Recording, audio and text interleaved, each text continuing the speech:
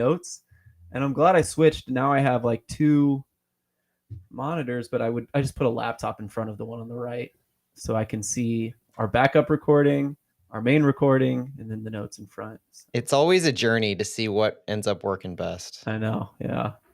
I've meant to ask too. I don't think it's ever come through the recording, but the typing. Have you ever heard me typing through my microphone? No, I've actually been Good. jealous because I feel you can hear me type a lot. I've never noticed it necessarily, and anything's better than the USL show. I swear this guy put it on his platform, and he had a loud keyboard, and he would type, and you would hear the reverberation of the table he was typing on, as well as the keys. I mean, just the worst. It was almost as loud as the voices. No good. No good. I just ratted him out on live TV. Whoops. I used to ask him to stop, and he did not. The other day I was at the press conference and I put my mic in the wrong spot. I put it pretty close to my laptop. And so I couldn't use anything that I recorded because there's typing during the entire thing Carnell's talking about. Completely screwed myself in that regard. Frustrating. My wife went to, I probably haven't told anybody this. My wife went to the Christmas markets in October, November. In Germany? In Germany, yeah. She's been wanting to do it with her sister and her mom forever, and they finally did it this year. And she brought back a Cologne and a Frankfurt. So that's what that is. Yeah, that's awesome. Yeah. Pretty cool. Super jealous of that. Go with her. Yeah. Yep. I'm going to turn my fan on. It's warm, and then we'll get going. Sounds good, man. I've got a trip to Germany here planned end of October during a couple away weeks. I'm going to have to come away with this year. Yeah. Nice. I'm going to have to come away with a haul. Some of those German kits. Yeah. I was hoping she'd bring back one, and I got two. So that was cool. Lucky duck. Yeah. Lucky duck. Which I'm sure like everyone who's on and listening to this show has way too many, right? I've limited myself to one per year, and she like doubled it up. Oh well. Lucky dude. I am lucky. All right, here we go. I'm gonna hit record and we'll get going. Yeah, let's do it.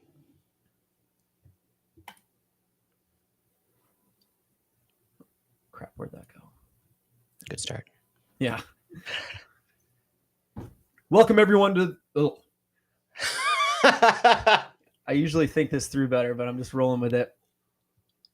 Welcome everyone to Flyover Footy on the Big 550 KTRS. We have a fun show for you tonight. Lots of good, fun news on an exciting tournament, as well as a preview for the first regular season game coming up on Saturday. And who's better to do that than Matt Baker, who is here with me tonight. Matt, what's up, man? How you doing? Fantastic. We're coming off a win. We're looking ahead to our first home game of the MLS regular season. What's there not to love about life right now? It's, man, so good. I'm not going to waste any time. Let's jump right into the fun part. It was, I just feel like this team doesn't know how to not make history when they start seasons, when they play these games, because what a crazy night with a crazy finish that we will get to. It was a victory against Houston at home in the CONCACAF Champions Cup, 2-1 finish. Matt, let's, as usual, start with the starting 11, and we'll work our way through this game quickly. Yeah, if you think back to a lot of the things that we talked about coming into this match, the fitness questions, the discussion about newness to the roster, you look at a lot of the starting lineup and you say this isn't a surprise. You had Roman Berkey in net. You had Anthony Marcanic at left back, Tim Parker, Josh Morrow, Thomas Scotland made up the back line. Tomas Ostrak and Chris Durkin patrolled the midfield, which was a combination that we saw in the preseason. AZ Jackson, Indiana Vasiliev were our wide attacking mids. Klaus and Sam were up top. There's a 4-2-2-2 formation, and we found out a lot about that while we talked to AZ Jackson at the press conference on Thursday. But when we first saw this lineup, I saw some exciting things in what I wanted to see from Totland. I figured Dewar wasn't there yet based on his comments, getting his fitness back up because he had been off for the past 2 months. And then you have Leuven coming back. Obviously, Nielsen wasn't a member of the game day roster. And the choice to have Durkin over Blom was really the only thing that I found notable, or Ostrak over Blom, depending on how you look at it. Other than that, I was excited to see this team get going. Yeah, you were calling Marcanic from the beginning, and I think we've even gotten a quote from Bradley Carnell that left back battle might be closer than maybe we expected. It was just kind of fun. At least for right now, yeah. I wonder when Nicholas Dewar has up to 70, 75 minutes in him to see how he really ends up separating himself if he can from Marcanic. But I keep going back to the expectations from last year where Marcanic was brought in to be a backup to whatever amalgamation we had between John Nelson and Kyle Hebert. The long-term plan was not to start him, but that's not to say he can't grab the bull by the horns and make that his starting job. Because if you look at some of the underlying stats of this game, he was rather successful when it came to his passing abilities and progressing the ball, because it was him progressing the ball up to AZ. And when we dig into what some of these stats were in how our ball progression was handled, Anthony Marcanic did a pretty stand-up job pulling that left side. He did. And I think the one thing about the starting 11, and this is kind of my biggest takeaway from the game, really, so I will waste some time here and say it, that, I think we were all wondering whether Leuven and Nilsson would play and whether they were 90 minutes healthy at this point. And I was really glad to see that they weren't, for the reasons I keep harping on, being that it's going to be a long season. If they're not ready, this is a great opportunity to go ahead and give them that break, like right from the start. They're not jumping in before they should. Give them the break on this game. Houston is super injured. It's CONCACAF Champions Cup, so you're playing with house money in a way. And so I was really glad that they were rested for this game. Maybe we'll see them on Saturday. I'm sure we'll talk about that. And of course, they'll be available at the next game. I'm pretty sure. I don't know what you thought about that, Matt. Yeah, that's exactly what I'm looking for on this weekend. We'll talk about some of the quotes that AZ had from the press conference.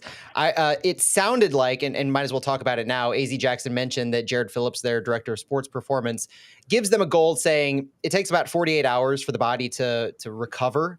And so if you look at that 48 hours as kind of a baseline and then seeing who's able to regen and recover beyond that, ready to go for a full 90, you wonder just how many of these guys can continue to go on Saturday. And I look for about half, not to spoil my RSL starting lineup that we'll get to at the end. But I do think that given the amount of work that some of these guys put in, it's not out of the realm of possibility that Tim Parker could go 90 again, that Josh Yarrow could go 90 again.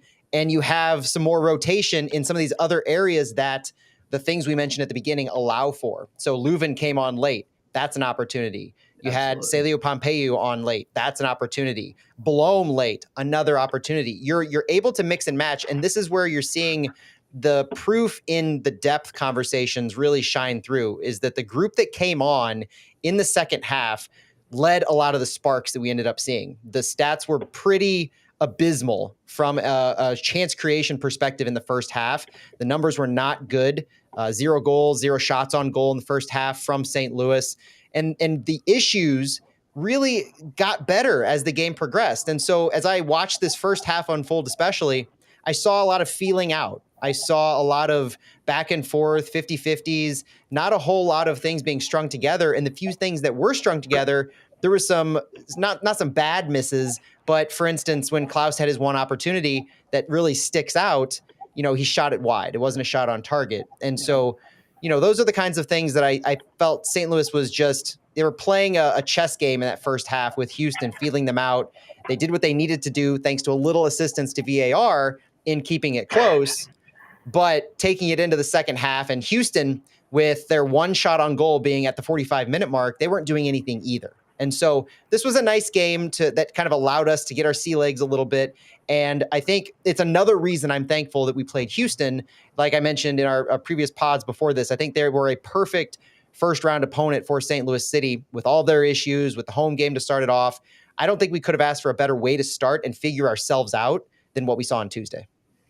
Well, we have a surprise here. I mean, a half a surprise. We knew there was a chance, but we have our friend Santiago Beltran joining us tonight as well. Santi, anything you'd like to add to what Matt is saying about this game? We haven't quite gotten any goals or anything of the second half, but go ahead. No, the only thing, and maybe you guys talk about it before I joined, I was a little surprised with the lineup, not all the lineup, but specifically with Thomas Ostrak playing in that role. That was a surprise to me. I know Carnell, and I don't know, Matt, if you recall on Media Day after that game against Louisville, he mentioned Thomas Ostrak as an option for defensive midfield.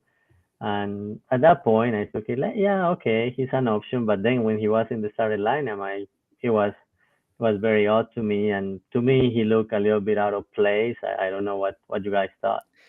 Yeah, and I think AZ Jackson alluded to it a little bit in his comments today because I talked to Tomas Ostrak on media day too and asked him about the 8, and he said it was a position he was getting more comfortable in and he could play all over. So he really kind of downplayed his ability to play there, even though we hadn't seen much of him in that central midfield role outside of preseason. What AZ Jackson was commenting on is some of the spacing that they had to work out in the first half, because it was very noticeable how AZ as a left side attacker was working defensively as a left side attacker. But oftentimes when they progress the ball into the final third, whether it's through Marcanic or through Totland, AZ was coming over to the ball wherever it ended up being. He was really leveraging his spidey senses as a central attacking midfielder, a number 10, in going to the ball, trying to create opportunities in tight spaces, very tight spaces. And that sometimes kind of overlapped or it covered up Tomas Ostrak. And that's the only thing I really think he couldn't get involved in the attack. And when you look at the underlying stats as far as passes go and how we progress the ball, Tomas Ostrak didn't crack the top 5 in number of passes up the field. And it was notable because the passing leaders for City throughout this game were Tim Parker, Anthony Marcanic, AZ Jackson, Tomas Totland, and Indiana Vassilev. You could see that Parker was kind of the field general there to see where we needed to progress the ball to start. And then it went down the wings, which isn't unsurprising, but it's something you don't necessarily expect when you have a Leuven in midfield or Blom for that matter. So I found Ostrak and Durkin kind of lacking in the ability to progressively pass the ball and initiate some of those chances. But I think their defensive work more than made up for that. Yeah, I mean, Ostrak looks fine defensively in that position. And I don't want this to fall necessarily on Ostrak because it's not just him who needs to figure out where he goes in the final third. If he's being blocked, it could be the attackers. It could be even Bradley Carnell not quite, practicing these moves out fully. It's early in the season for them. And it could just be that we're in preseason form and we're seeing this all totally incorrectly. So that'll be a fun one to watch, though, when St. Louis gets into the final third. What happens to Ostrak and who is allowing him or keeping him from doing his job and looking good in that role? I will say that I like Ostrak in the 8 maybe more than Vassilev, not just because I don't know. I want to say that he looks better than Vassilev in that position, but I love the way Vassilev looks higher. To me, this is a case of you can find a lot of mirrors from last year where Indiana Vassilev was one of the best players that we had. And so Carnell needed to find a spot for him on the field. And based on the formation, based on the necessity in central midfield, that's where Indiana Vassilev landed. This year is kind of the same, where whether it's for injuries or for getting back fitness from being gone, Tomas Ostrak ended up being one of the best 11 options that we had. And Carnell has seen that through the preseason. He's in that conversation of being one of those best 11 until you need him on the field. But he's not, at this point, I think, going to outpace Indiana Vassilev or AZ Jackson as a wide attacking mid. And so if you're not going to be beating those two in the depth chart, but you're still a best player, you need to find a spot for him. And so Carnell's been giving the Indiana Vassilev treatment to Tomas Ostrak this preseason in getting him ready for that. So I found a lot of similarities and parallels to what he was doing. But yeah, I don't know that I definitely don't like him as the 6, which I'm glad we had Durkin out there because I think Durkin performed well as the 6. So Tomas Ostrak as the 8, I think it would have been a lot more successful had AZ Jackson not been just being AZ Jackson. And that's not a negative at all. I don't want to be mistaken for that. I loved what AZ Jackson was doing in creating, but what I'd like to see more is if AZ Jackson is going to be moving over to the right channel, for instance, after playing a left attacking mid, I'd like to see Tomas Ostrak maybe move more towards the back post, the far post. Because if he's creating space and creating opportunity in behind defenders, almost taking AZ's space over there where a left attacking mid normally would be, then I think there's potential. But instead, you're seeing a lot of space being just eaten up between all 3, 4, or 5 of those players in the attacking third. Yep, the back post thing was another one that we definitely need to watch. No matter who needs to be there, it does seem like that had a little bit of a hole in this match.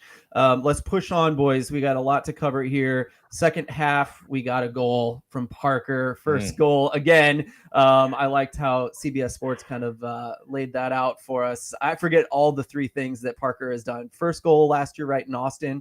First goal this year. First CCC goal. And then first goal against Kansas City. I remembered them all in the playoffs.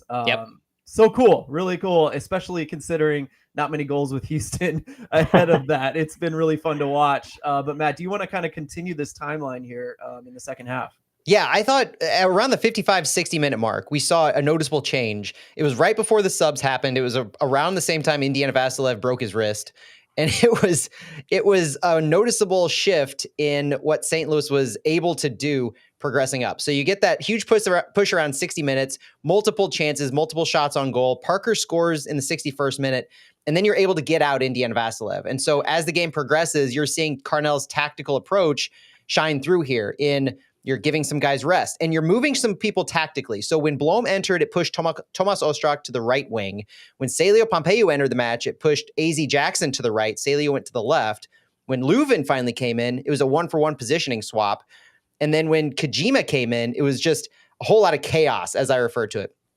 Kajima was slotted into the midfield, but he didn't have time, I don't think, to really set anything up. So it was more at that point, Carnell putting him in there to cause chaos. He knew the tactical awareness, the strategic mind that Kajima has to position himself. And it was just an opportunity that I think he gave him. And you could look at whether he chose Kajima over Thoresen for a reason, but I think whatever the reason was, Kajima ended up getting himself in the exact perfect spot at that 90-minute mark. The pass that was broken up, I think it was meant for Sam Adeniran, but Kajima facing the wrong way. This is one of my favorite replays to watch because his spatial awareness is so good, but his instincts are even better because he gathers that ball and he doesn't try to do too much with it. He sees a little bit of space, you could tell, and he tries to exploit it. And it was the perfect tunnel to find a goal past Clark. You could tell he didn't want to foul anybody, which was so good. Go ahead, Santi. Yeah, no, I was gonna say perfect touch, just to find the space he needed, and that was amazing. Very few guys, I think, can tell that story that you get officially signed that day, and then your first professional game, debuting with your team, and 5 minutes later, you scored the game-winning goal. Yeah, I love it. I mean, what a wonderful moment. Again, this club doesn't know how to not make history. And I do want to gloat. I get to gloat about this one. I've been telling everybody to place their bets on Kijima getting minutes in this game. You did. I didn't think it would happen, let's be real, but I thought it was a fun one to put out there. And look, he got his minutes and a freaking goal, which is something I'm not sure anybody would have put money on. But a really fun one. Let's any last thoughts from you, Santiago, about this entire game? You haven't said much since you've been on. Yeah, no, I was listening to you guys. I agree with what you said about Leuven and Nilsson. No need to rush them. You have enough depth to continue getting them that progression so they can get to the minutes they need to get fit and be available to start if needed. So it was great to see some of the new guys like Dorkin and Totland did really well. Kijima also, the few minutes he was there, he scored that goal. So yeah, it looks like the depth is there. And when we talk about Houston, it will be interesting what you guys have for your starting lineups. I think this one is one of those that will be all over the place for the three of us. You know, I'll tell you my final thought on this is I don't want to leave the Houston match without mentioning two players that we really haven't talked about a whole lot because they did so much off the ball. Sam Adeniran and Thomas Tolland. So Sam Adeniran's work in creating chances through balls and his speed and pace to get in behind the lines was phenomenal. Now, there's a genuine conversation to have about how the Klaus-Sam combination is going to work going forward because so often we saw Sam as that line breaking forward and we saw Klaus more tucked underneath in a lot of ways, trying to find space off the ball, off of doing what Sam was doing in retrieving the ball. But I was excited to see Sam's speed. I think that is such a big asset for us to have at the start of this season. And his ability to continue to have that speed and pace as the game progressed was phenomenal. This guy's entering the regular season in such good shape that he's going to be a force for us in the MLS regular season. Thomas Totland led the team in steals with 5. He was one of the passing leaders I mentioned. The guy was doing every single thing that we hoped he would do on that right side, both sides of the ball. He was such a stellar two-way player. His ability to track back was exactly what we had been talking about on that right side. The 1v1 defending in space. You felt confident when he was defending on the right side. The only time I think we got burned is when he, in fact, was too high and they had progressed the ball beyond him. And so you had Josh Yaro kind of cheating over, and that's what led to the goal that was called off. Is Josh Yaro kind of had a defensive mistake on the right side as he was covering, and then Anthony Marcanic was tucked in too close to the keeper, and there was nobody on the far post. That is something that City has to work on, is making sure that they're not leaving too much space in the box when they're caught with 3 defenders and one of their fullbacks is pushing up. Other than that, Totland, I thought, did a fantastic job. He almost had a goal. I mean, can you imagine the craziness that would have happened if Totland would have scored that goal that fell to him? The guy's he has the potential for 5 goals this season, and he has the potential for 10 goal contributions just from this first game alone, what I've seen. Fantastic. Excited for number 14. Can't wait to see more of him. Absolutely. You're listening to Flyover Footy on the big 550 KTRS. We appreciate you joining us and sticking with us as we cover the first game of the season for St. Louis City, but we are about to preview the first official regular season game in MLS that is on Saturday night. If you're listening on the radio, you might be driving there. We might be getting you ready for the game tonight. And so we appreciate you joining us for that. And we hope to get you hyped here because this is going to be a good one. RSL is coming in maybe a little bit tired. They just played Miami as we record on a Thursday night. They just played Miami last night. And so they only get a few days of rest, one more day of rest to St. Louis. It's all a fun conversation to have, but we're going to get pretty specific here. Matt, do you want to lead us into what we're looking forward to here with RSL coming in town? Yeah, these teams are no stranger to each other. Played each other twice last year. City defeated RSL at Sandy, Utah for their 5th win in a row last season, beginning of the year, 4-0. RSL came back, punched City in the face 3-1 on June 21st. But the roster that played in St. Louis in that match was about as different as we could possibly see compared to this year. You're talking about Lucas Bartlett, John Nelson, Jared Stroud, Nico Gioacchini all started. Jake Nerwinski started. Indiana Vassilev played a defensive midfield role, like we mentioned. That is not in any way, shape, or form the same City team that is going to be playing Real Salt Lake at home this weekend. I had a chance to talk to Alex of the RSL show this week. If you haven't checked out that pod, please do. But if you have, I'll give you some cliff notes here. They're overall optimistic about this club going in because of the young talent. It's not a reset. It's not a retooling, but they have lost some very key components from last year. Damir Krylik, Jefferson Savarino, 2 of their top leading goal scorers are out. They brought in Fidel Barajas from Charleston Battery in the USL Championship, paid a $250,000 transfer fee to bring him in, and they're expecting him to start off the bench, which he did against Inter Miami. That'll be interesting to see if Barajas finds his way into the starting lineup because they're expecting him to play the Diego Luna role as far as progressing him into the MLS squad. So Diego Luna, we know who he is, national team exposure. He's one of the top bright stars of MLS. Just like Diego Luna, Barajas can play the wing or the 10, but Luna's the guy to watch for, Diego Luna. He's going to be their playmaking attacker. He's going to be the guy who they try to drive their offense through. But they didn't replace those designated players that I mentioned with anybody that we've really heard of. And they don't have plans to replace them. Definitely not by the time we play them this weekend. Probably not even by the time we play them again in March. They brought in Matt Crooks. He's number 25 for their team. Comes from Middlesbrough. He's a midfielder, likely to be their number 10 under Chicho Arango, who is their designated player that they brought in last summer in their transfer window.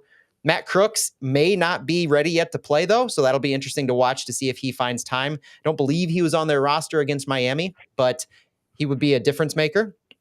The wingers, they can expect to play some inversion. So they run a 4-2-3-1.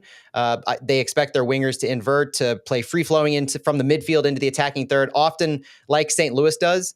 The Barajas and Andres Gomez over on the left side, they're excited about what they can bring.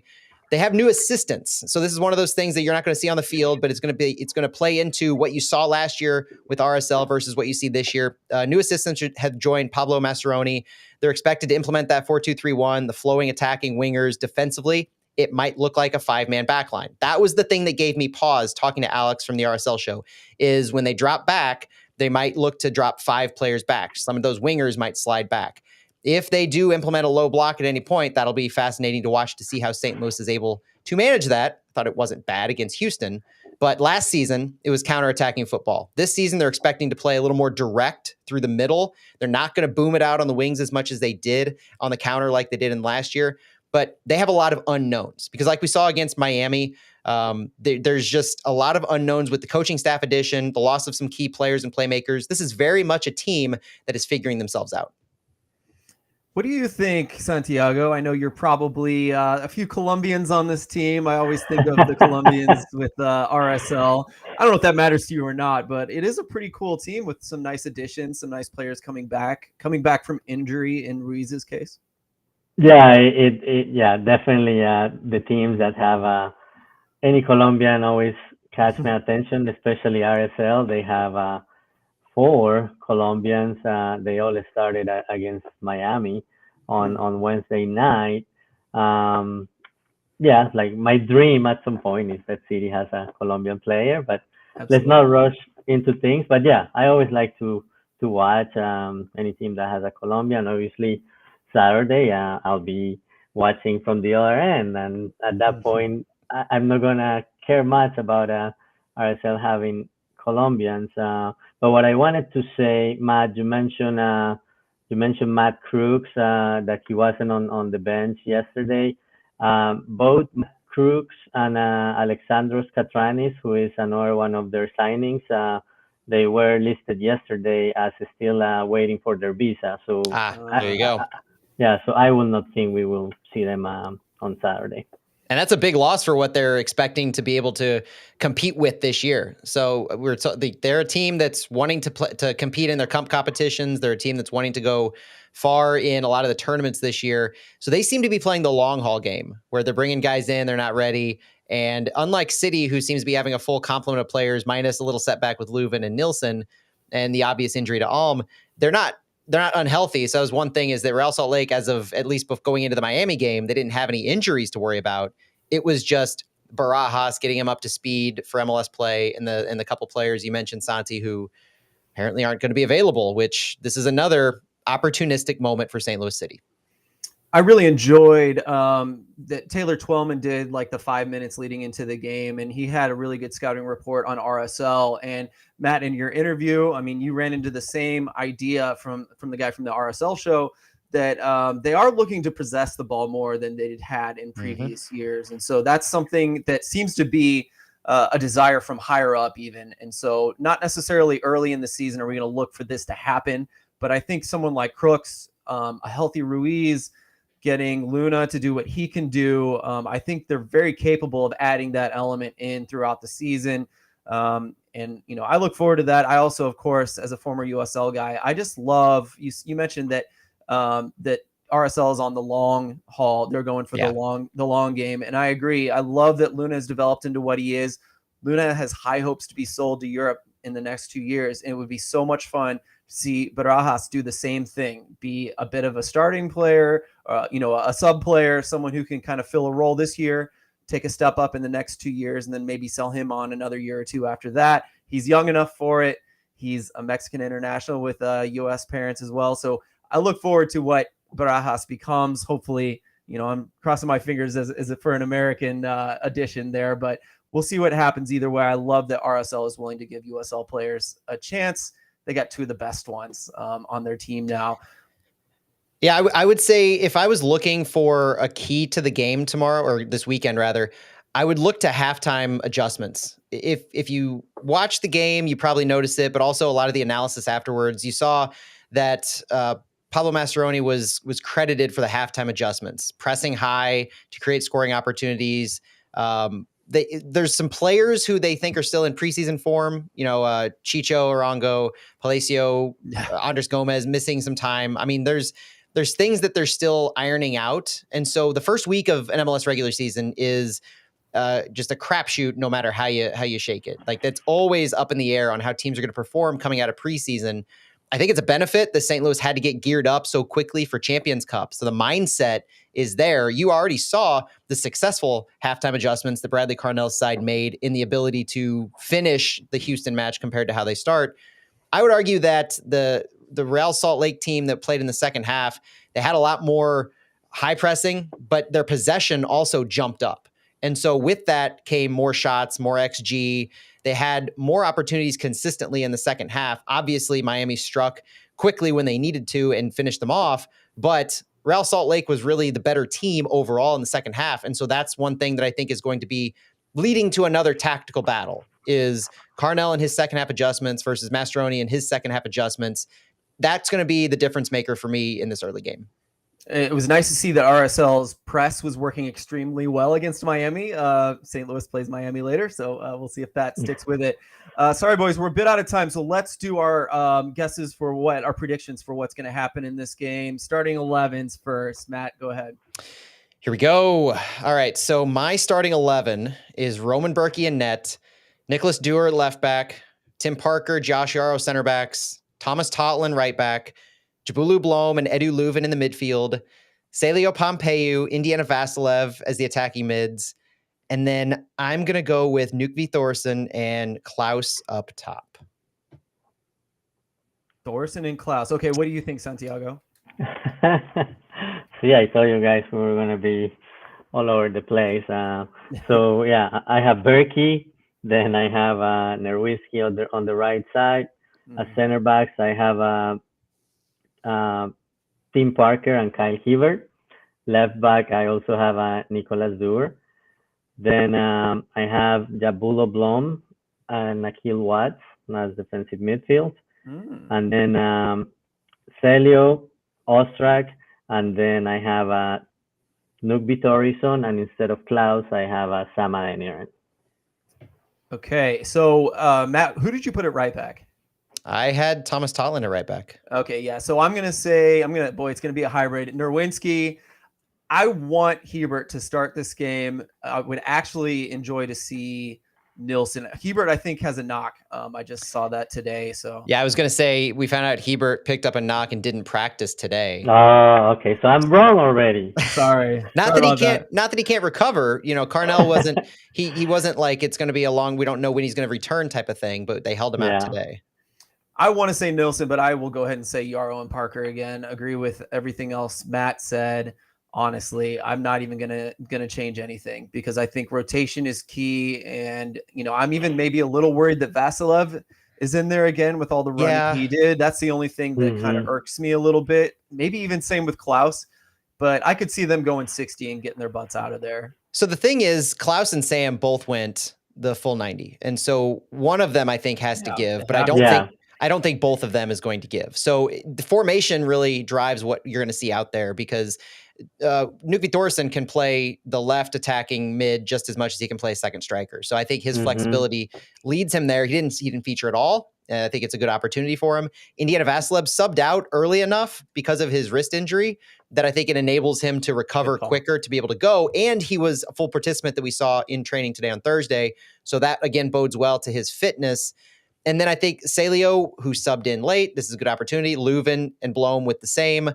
And this is an opportunity to turn that thing over. But whether it's Nerwinski or Totland, I expect if we see certain players play a cumulative 150 plus minutes between the two games, they're less likely to feature on Tuesday. I think that's where you're going to me, I see more significant rotation on Tuesday, but I see us going a little bit more for it, hyping ourselves up for this first home match in MLS. Yeah, absolutely. Go ahead. Yeah, and that's what I have more rotation, putting some of the players that didn't see any minutes because obviously with the 2-1 scoreline on Tuesday, the series against Houston is still open, and if you put a lot of these guys on Saturday and they go significant minutes, you may not be able to have them ready for Tuesday. So that was my reasoning. I think City, you want to take the home opener seriously too, but you have a chance to advance in an international tournament. So you have to rotate as needed. Yeah, and actually we have a lot more time than I expected, so we can talk some more, and then we'll do our score predictions at the end. But I think the Vasilev too thing, I love that, he did come out. He's probably the freshest of all the wingers, but he's also, we didn't get to cover this earlier. You kind of touched on it, Matt, in that you said maybe because of injuries, we're seeing Vasilev in that spot, but he is definitely the guy stretching the lines. He's the one running in behind, and Almout, Vasilev is doing that. And he's doing so well at that. So I don't know if Vasilev is out, who's going to play that role? Maybe Celio. I mean, Celio makes the most sense in some ways, but he's such a, I don't know if you agree with that. What do you think, Matt? You have some thoughts, I can tell. Yeah, and I think it was telling that Celio Pompeu, when he subbed in, went to the left side. That's probably where his strength lies. One of the things that I find fascinating when Carnell makes these tactical changes, and especially with Indiana Vasilev this year versus last, is putting a guy on the field in their best possible position versus putting a guy on the field because they're one of the best 11 that you can play. And so he makes sacrifices at times to get a guy on the field who needs to be on the field, but it might not be their absolute best position. That could be a thing with Celio Pompeu, is if you have a lineup where you have AZ Jackson and Celio, for instance, starting this game, which I don't think you would. I think AZ is probably going to be a sub in this one. But if you had both of those two players on the field, you're able to have Celio on the left. You're able to have AZ on the right, because I think AZ might be a little more natural on the right. But then if you have Celio and Indy, it's kind of the same thing. The only time I would put Celio on the right-hand side is if you have a strong, maybe a Nukvi Thorson is over there on the left. Maybe you have a lineup that includes Thorson, AZ, and Celio at one point, and that's why Celio could move over to the right. What we saw in the second half against Houston was the carousel of moving all those players over.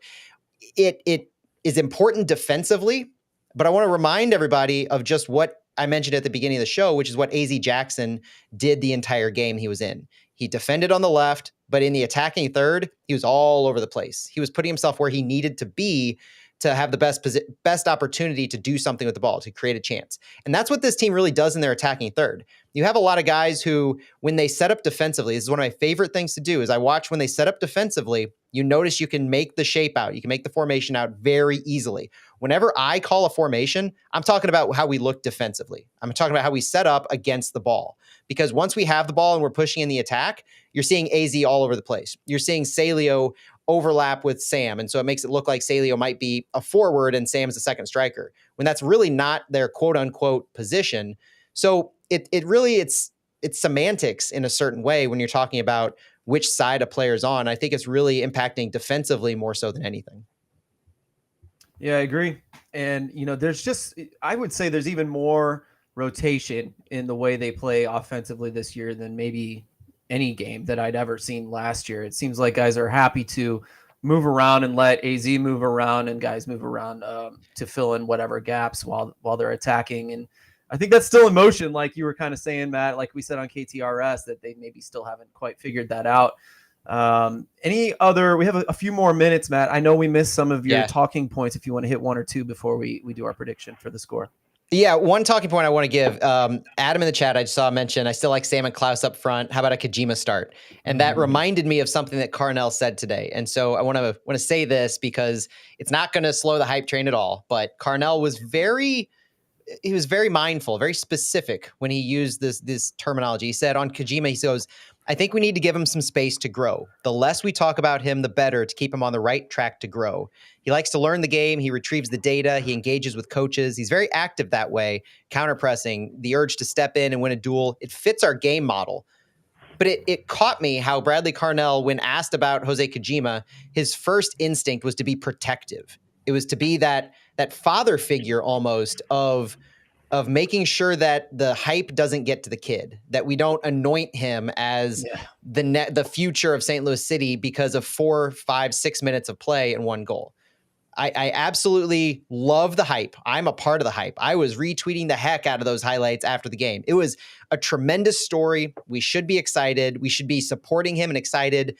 But when it comes to expectations going forward, I don't think anybody's expecting him to continue on a 22 goals per game streak that he's on right now based on his goals per minute. But, Brett, so when it comes to what we might see in the next few games, that's kind of where I'm leading with this, is don't expect too much from Kojima, because Bradley Carnell was very clear saying, I think we need to give him space to grow.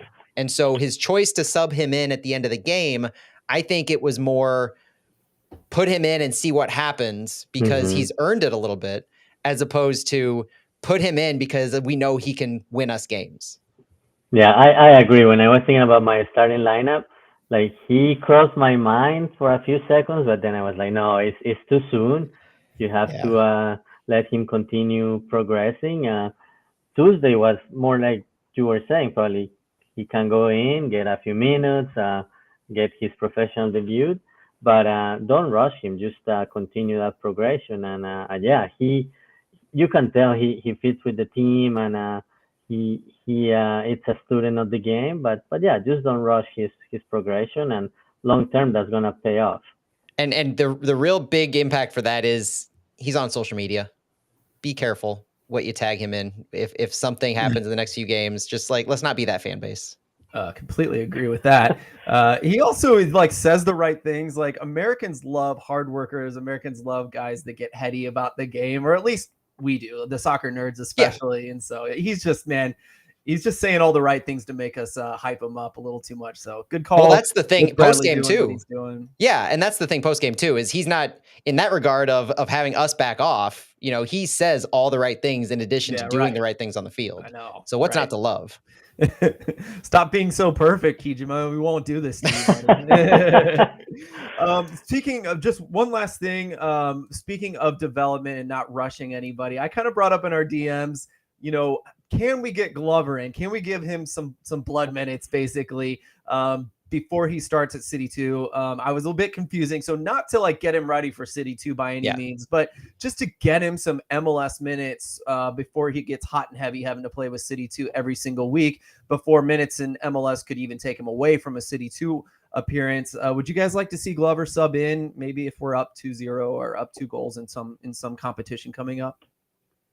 I would love to see him in the game day roster to begin with, and yeah, if there is an opportunity, he can come in 5 to 10 minutes. That'll be great, especially in this stretch of 4 games in 11 days.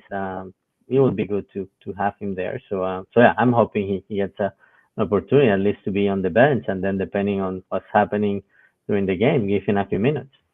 Yeah, this is a good stretch of games that would provide that opportunity. I'm also excited for the fact that because we feel we don't need him and we're letting him train with City 2, we're obviously comfortable with our depth as it is.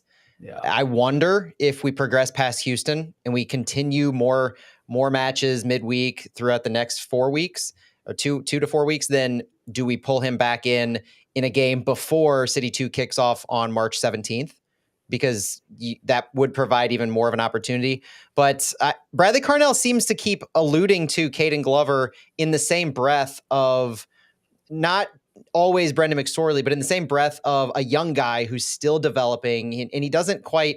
He has a first team contract. He's signed to a homegrown deal, but he's not spoken of regularly in that same breath. So if I was a betting man, I would not bet to see Caden Glover before we see him for City 2, but I could absolutely see the reasoning with all the matches that we have going on. And, a really good place for young players to get minutes is the Open Cup. So we've got that going for us. Tune into the wind down on our podcast. Please do. We're going to get into that and get into some of the things we missed, since I need some glasses and I can't tell the difference between a 2 and a 3 on my tiny clock on my screen. I apologize, but we will cover everything that we missed in the podcast. So please check us out. If you're listening on the radio, you can find us anywhere. Just search Flyover Footy. Predictions, real quick, scores, and we're out of here. Matt, what do you think? I've got it 3-1 St. Louis City. Santiago? 2-0 St. Louis City. I'm going to say 3-1 as well. I agree with you, Matt. I'm agreeing with you a little too much tonight. We're going to have to fix that.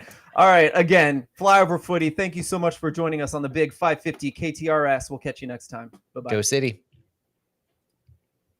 I'm so sorry, Matt. I really did mix up the 2 and the 3 on my You were, TikTok. it was like 30 minutes, and you're like, we got to wrap it up. And I I'm like, know. Yeah, I was like, what's going on here? I looked down. I was like, I don't know thought- where to cut in. Like, how are we going to end this on time? I'm looking at the clock, and I'm like, I think I've still got time, but maybe he's throwing something in our show notes that I didn't have. I'm so excited to see what sorry. happens. That's my fault. It just goes to show that we can legitimately ad lib what I think was good stuff for like 10 minutes in a 45-minute time period when, killing time is never a problem. No, not at all. All right. I was going to add in though, if people want to see us butt heads, I'm not sure what's going to happen in this Open Cup conversation. We might butt heads. We might agree. I don't know. We didn't even talk about the debut patch. Gebhardt mentions it in the chat, talking about the debut patch. We got to come back to that as soon as we come back. I want to hit that because that's a fun thing. Always more chat stuff in the second half, He says it's dumb, but I think it's kind of fun. No, I get why it's dumb though. Oh, and if you're new to the chat, just a quick heads up. We take a short break between the first 45 that gets simulcasted on the Big 550 KTRS. We'll be right back for our wind down, which is a little more laid back, casual conversation. Please stick around.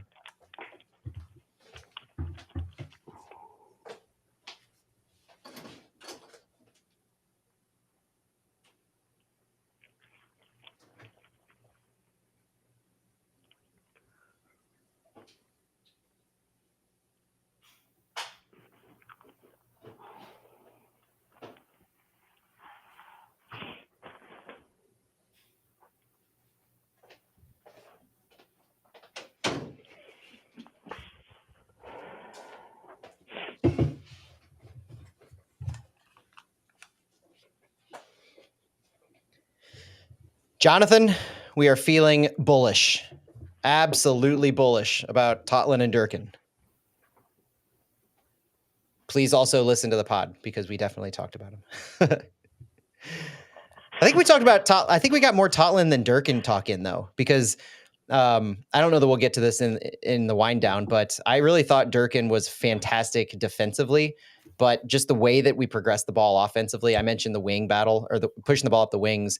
Durkin really didn't have a massive role in the attack Yeah. consistently. And so I think that's kind of his role though. Like he was playing the Blom role, the 6. Yeah. You don't need him to be involved.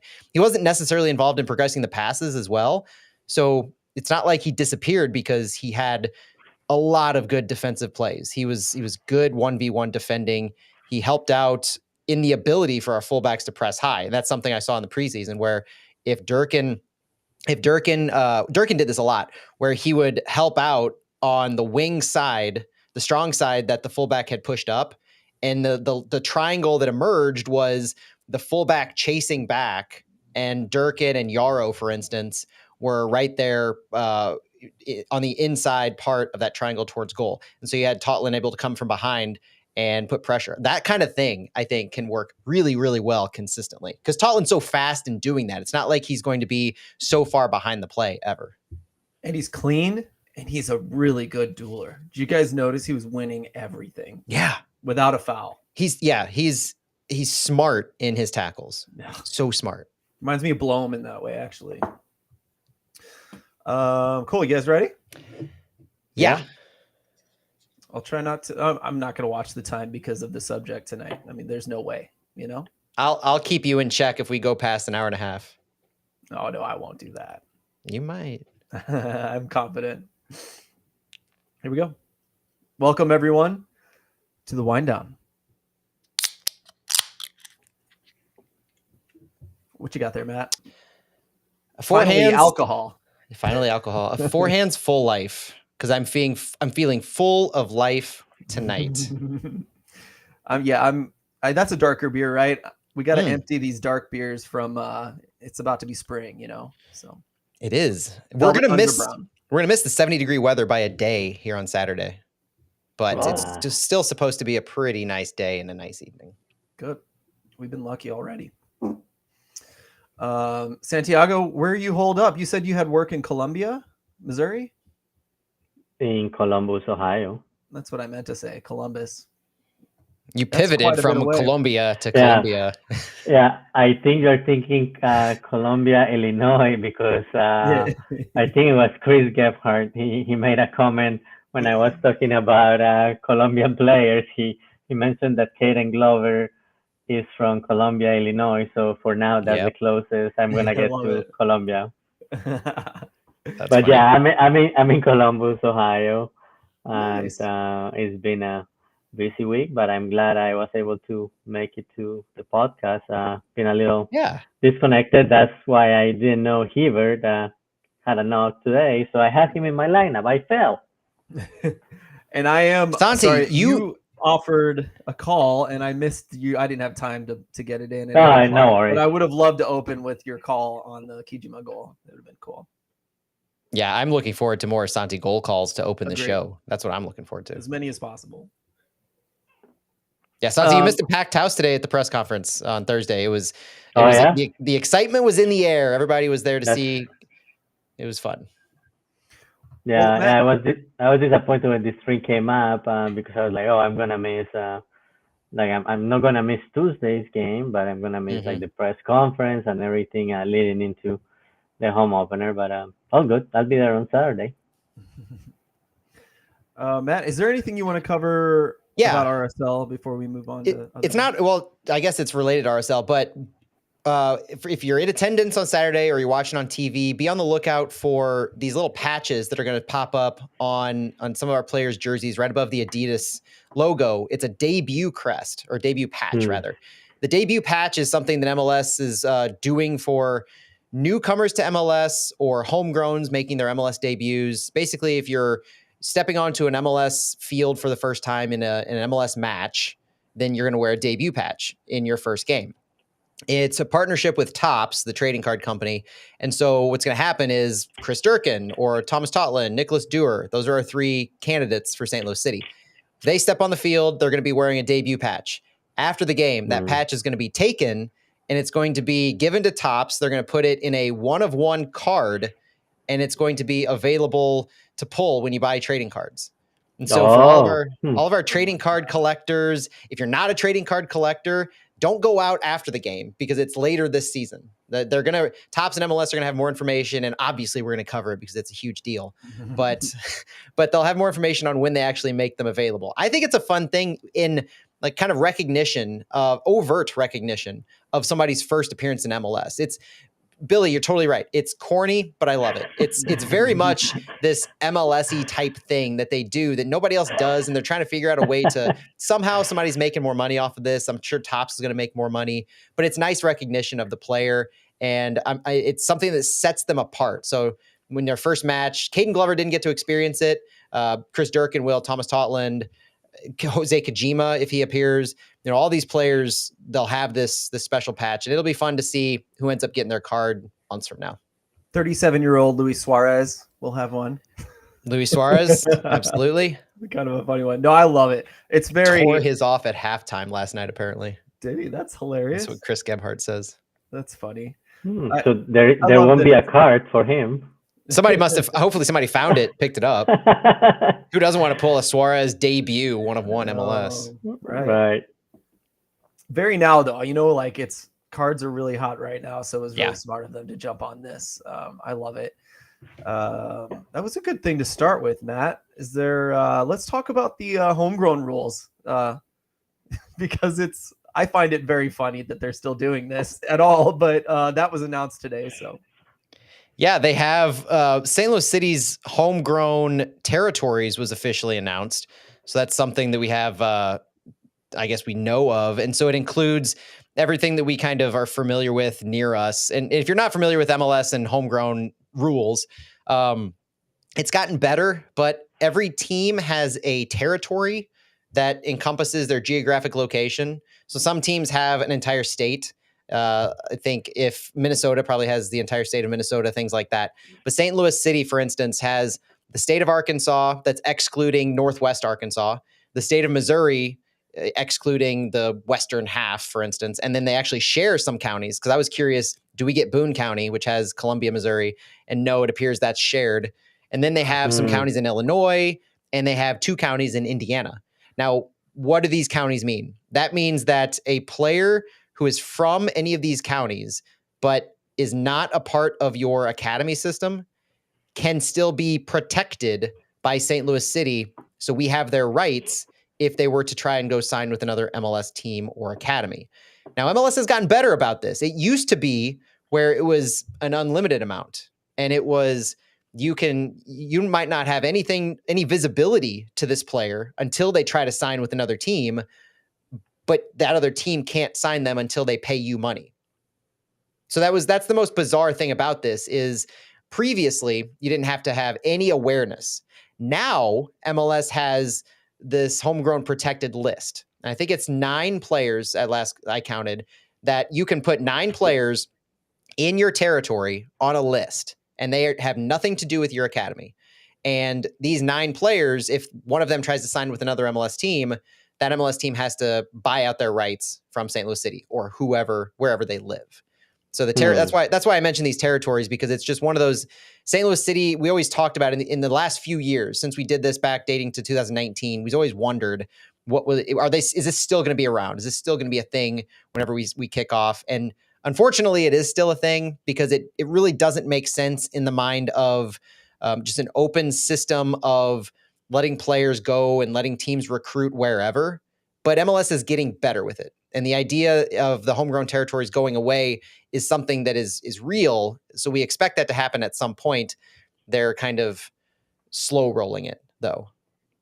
It seems like if a player wants to be had, it's been a long time since there's been a pretty big argument over whether you can use them or not. So right. I think it's not that big a deal anymore, really. Yeah. And most of the roster rules, thankfully, though, because MLS they listed out a whole bunch of stuff new for this year. The roster rules are mostly intact. So everything we've been talking about with MLS 201, with all the different salary cap, the GAM-TAM, it's all basically the same. And it is risen only in accordance with the CBA. The CBA that was renegotiated during COVID that goes until 2027.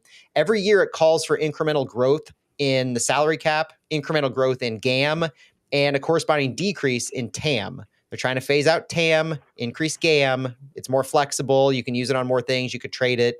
It's the flexible Garber Bucks. But nothing's surprising from what they released, thankfully. So we don't have to do a show dedicated to the new roster rules. But one thing that is timely today that Bradley Carnell said as we look to the start of the MLS season relates to the referees. And I saw a couple things in chat talking about the referee situation. Referee situation will be interesting to see on Saturday, because with the pro referees having their union members from the PSRA locked out, we're getting scab refs. We're getting replacement refs to referee all MLS regular season games. There was a replacement crew last night that Bradley Carnell, during his press conference, said they did a good job. They did an okay job.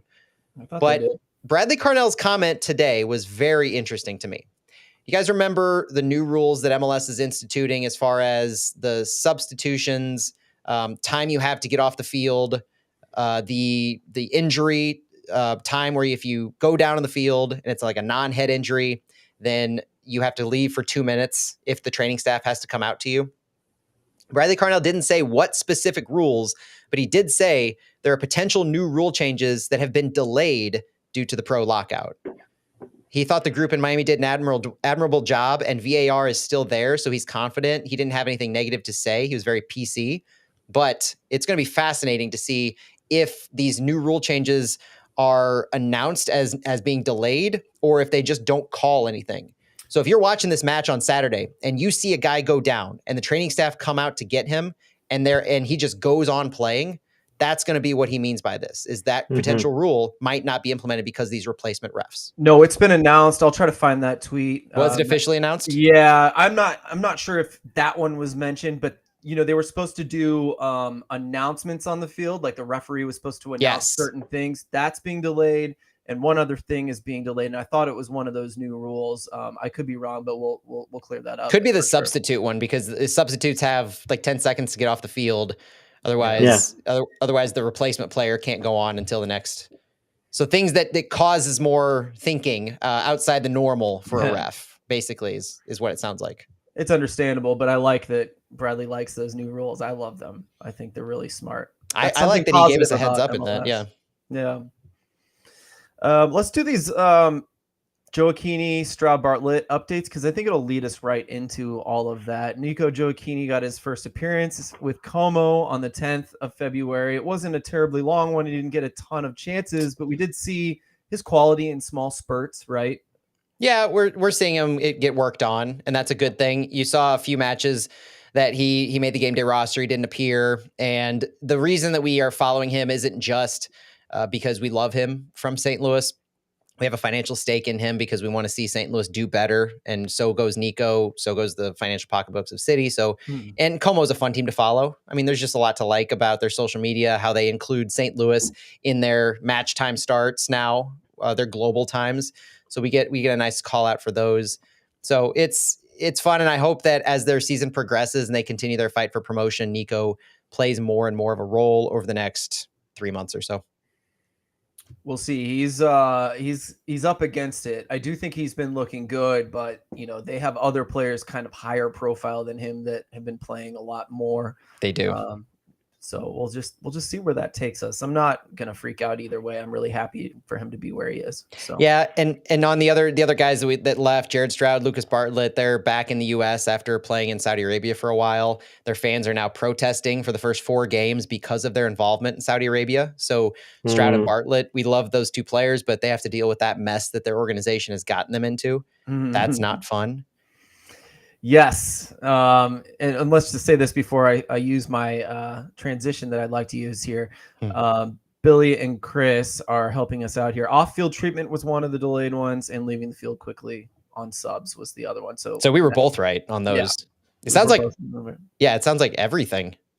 I think it is going to be everything. I mean, it makes sense for the situation. But that doesn't bode well. Like Matt, you said, DC United is in a little bit of hot water with the supporters group is going to protest for 4 matches. I forgot what they're doing. They're not cheering, right? No drums, no flags. Right. Yeah. They're silencing the supporter tools essentially. Yep. And, I noticed that the Bundesliga, who has been just ravaged during games by their supporter groups, with tennis balls, chocolate coins. I think in Bundesliga 2, there was a remote control car with a smoke bomb on it running around on the field, which was fun to see. But Bundesliga fans are throwing a massive fit about something much smaller of a problem than what we're dealing with here in MLS in the United States. And so let's touch on this Open Cup. Yes, let's touch on it, endeavor. Phil, very, very briefly. Yeah, I've been really worried about this. Talking about it? Yeah, I don't know. I mean, why don't you lead us in with what is going down, because you're better with the details than I am, and we'll just see kind of where this takes us. Yeah, the thing about this is when some of these kinds of conversations happen and we get into them on Flyover, they tend to have Phil on one side, me on another side, because I don't tend to take MLS's side. It's not that. I have a very soft spot for how soccer in this country came to be, like why it is the way it is right now, and there are reasons behind the growth of MLS's madness. Like MLS exists now so that we could have first division soccer. I'll say that very plainly, and I will back that up on 28 years of history. Now, what's happening now with the US Open Cup is very much, and everybody is on the same page, because nobody wants to see a domestic cup go away. Nobody wants to see a league feel like they're above a domestic cup, because it gives shades of what the Premier League did when it was founded back in the early 90s, with the biggest teams trying to break away from the FA and do their own thing. It gives shades of the Super League here recently in the last few years, of the biggest teams in Europe saying, we're too big for the competitions that govern us. We're going to go do our own thing and make the most money. Now, I know that MLS is a closed system as it is, so I'm not talking about it from the side of pro-rel. I'm talking about it from the side of a responsibility to the game as it exists in your country, a responsibility to grow the game and to be a part of the system that grows the game. Don Garber's comments are very pointed. He made comments today that are very pointed. I'll get to them in a minute, but to just lay it out of what the issue is, because there may be people listening to this who have no idea what's going on with the Open Cup. And so to lay it out plainly, The US Open Cup is the domestic cup that puts together all professional and a lot of semi-pro amateur teams. It is the domestic cup competition in America to where any team can play in a tournament and then progress on and beat any other team. It is possible for an amateur side to go on to play and beat MLS teams and then win a cup. That is the beautiful game in America. It is one of the truest forms, and it's existed for well over 100 years. And St. Louis has such a soft spot for this Open Cup because of the 10 times the St. Louis team has won it. It is not just passionate from St. Louis FC and the recent history and St. Louis City's involvement, but St. Louis City last year in their engagement in the U.S. Open Cup touted all of the benefits the U.S. Open Cup, all of the reasons that it has helped to make St. Louis the soccer capital of America, America's first soccer city, whatever you want to say. So now MLS has decided that they no longer want to participate. And by making that declaration this past December, they announced that they were pulling out their first teams and they would be sending their MLS Next Pro 2 teams in its place. When they made that announcement, US Soccer responded by saying, your waiver for your Next Pro teams to play has been denied. Now, we thought that might be the end of it, but turns out since the turn of the new year, US Soccer and MLS officials have been in conversations daily, near daily, to try and figure out a resolution to MLS teams' participation in the US Open Cup. And as it has developed, there have been various quotes, various articles, and graphics that have been released that show what appears to be an actual plan about to be implemented that only involves 8 MLS teams out of the possible 26 participating in the US Open Cup in 2024. Now, everything is a stopgap for 2024. Everybody is looking to something different in 2025, but there's a mad rush by MLS to change things for this year. And they cite fixture congestion. They cite a diminishing return for their own league as if they're trying to steward the financial responsibility as the only and primary goal. If it doesn't make us money, if it's not being respected as they've put it, then they're not participating. They don't look at it as their responsibility of a Division I league in U.S. soccer. And so the 8 teams that are rumored to be participating are coming in a third or fourth round, but they're still sending about 9 MLS Next Pro teams, if this graphic is to be believed. And this graphic was disseminated to USL officials. It was reported by USL Tactics, John Morrissey, on X. And so MLS Next Pro would send 9 MLS affiliate teams. There are 2 independent teams, 11 in total. MLS would send 8 teams, and that leaves 9 gaps, 9 teams that they're just not listed there. And so if you read the tea leaves in the comments that Garber has been saying, citing Champions Cup as impacting the fixture congestion, because that happens around the same time as US Open Cup, it's kind of back to back, you can see that MLS appears to be trying to pull out their CONCACAF Champions Cup competitors from the US Open Cup, which would include St. Louis City. I'm trying to look for the USL statement. Another wrinkle in this was part of that was the rumor that MLS wanted 40% of games where they were the away team. They wanted 40% of the ticket sales. Yep. But they weren't willing to reciprocate that 40% if they were the home team, which is, to me, psychotic. Right. And I understand their argument, and I think we'll get to that, I'm sure. But, the USL was really upset about that. A lot of those teams said, well, screw this. If they're going to try to pull that, we're out. And that was a really scary couple of days because I think if the USL pulled out, then this tournament starts looking like it isn't going to happen this year. And that scares me more than everything else. And it was announced today. I was looking for the statement because it is like a FU to MLS in the way they said it. I kind of said that they claimed the moral high ground with the fact that they believe that the Open Cup helps all of United States soccer, and they're proud to say that they're going to participate 100% in it. Yep. As I say, I've got the statement that Paul Please McDonough made. Go ahead. I'm sorry. Yeah, you're good. So Paul McDonough, in a statement to ESPN, he said, I'm really disappointed that the USL teams even have to make a decision. I'm not really happy with the situation. I'm disappointed that U.S. soccer hasn't handled the whole situation in a stronger or better fashion. He added a lot of teams have made decisions, and we do have a majority of teams looking to participate, but I want to make sure that it's right for everybody. He goes on to say, according in relation to MLS, everybody in the soccer business needs to rethink how competitions have been, or this is the Garber statement in response to that. Garber before that had said, everybody in the soccer business needs to rethink how competitions have been organized to ensure that we can continue to evolve and manage what is the single biggest issue for all pro soccer, and that's the management of our schedule. And so Paul McDonough then said, some USL teams have been very adamant that they want to be in just because of the history of the cup and what it means to them. Others were just really, really upset that they're in this situation, and they've talked about not participating. MLS teams participating, they're a key factor in the finances of this whole competition, McDonough went on to say. Paul McDonough said, the problem I have is I understand MLS dilemma with schedules. I get it completely. The easy solution was, look, we're mid-tournament right now. Stay status quo for 24. Let's figure out how we change things for 25. He said, this is, instead of everyone going through it in December, having productive conversations, and then all of a sudden we're back to a modified December position again, where I just think the USSF should have just said, no, this is what it is. McDonough said, if soccer is going to grow in this country, I know MLS probably thinks differently. It's not going to be built on the back of just 30 or 32 MLS teams. It's just not.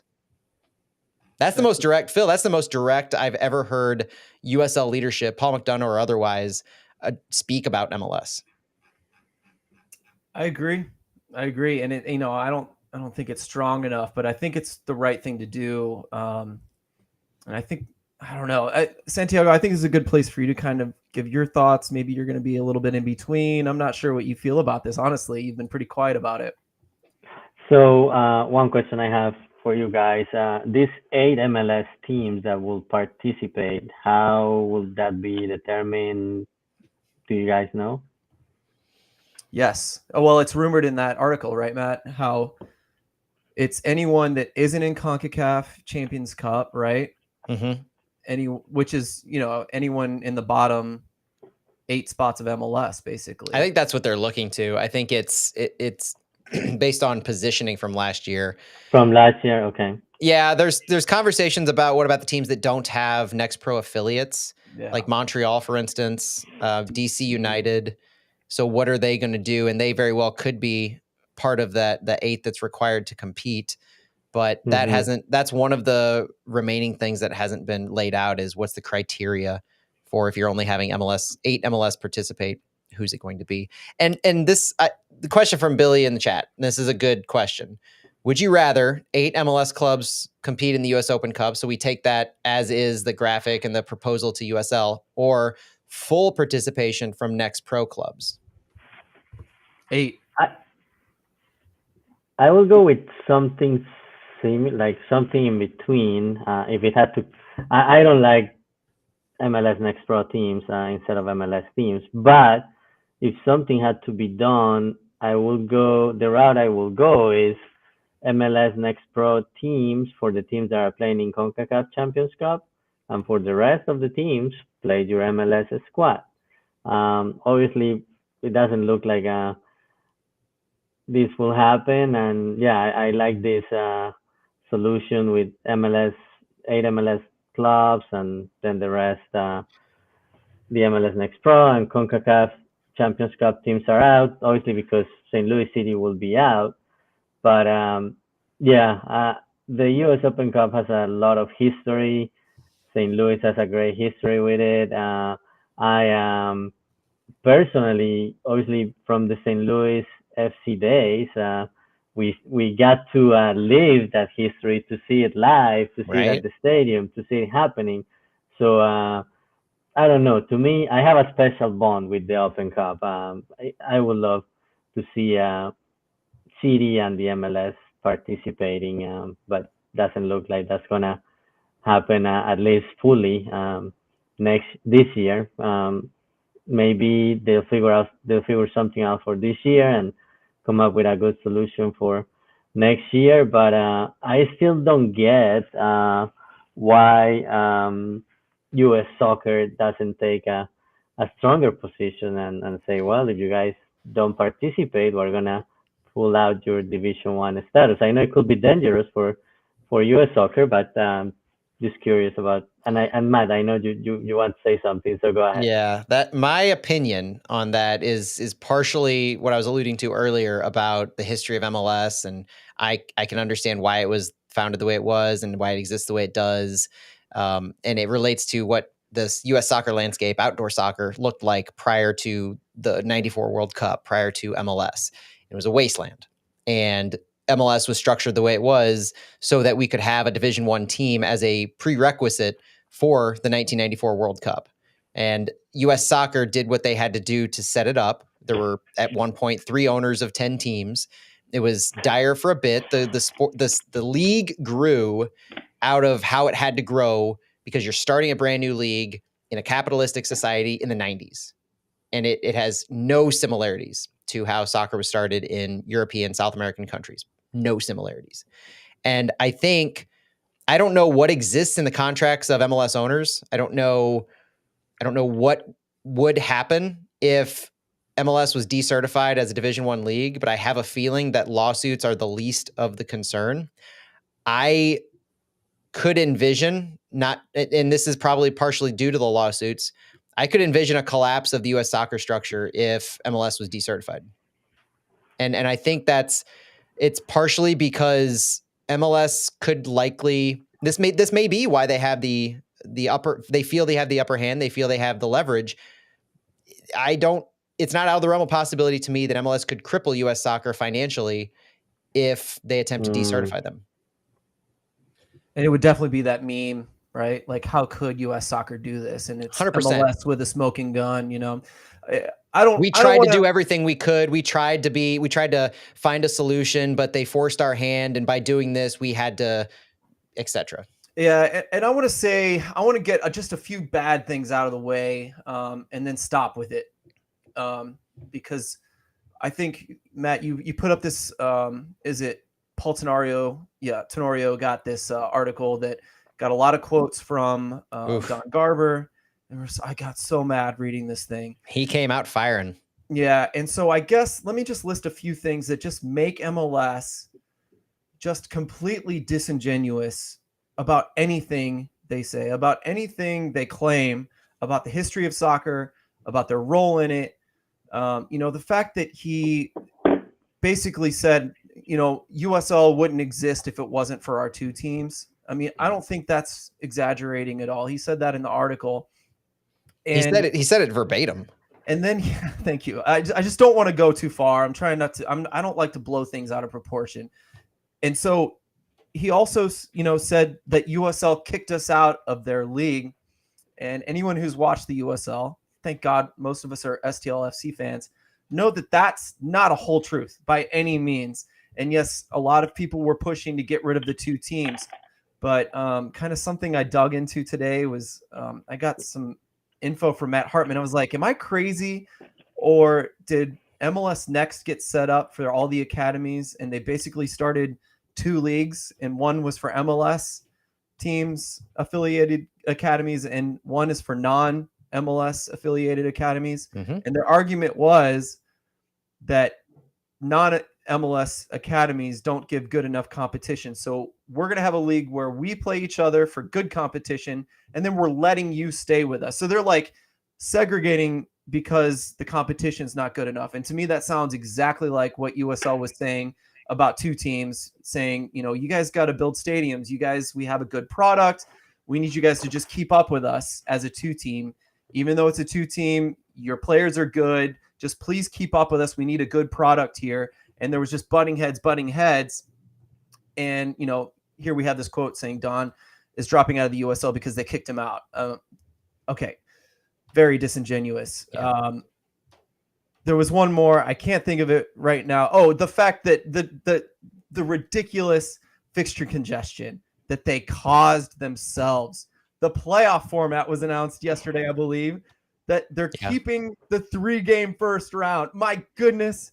Like, you just can't make this stuff up, guys. They're complaining about fixture congestion, and they keep adding their own games, saying, how could U.S. soccer do this? Again, with the smoking gun and the Open Cup lying dead in the background. It's killing me. So those are the bad things. This is why, unfortunately, I don't think we can trust a thing Don Garber says, a thing MLS says. thank goodness. I've been sitting for weeks now, like just trying. It makes me depressed to think of all the things that Matt said might just happen, the worst possibilities. It makes me so sad for the United States. It makes me sad that, in my opinion, MLS is the worst, the bad guy in this.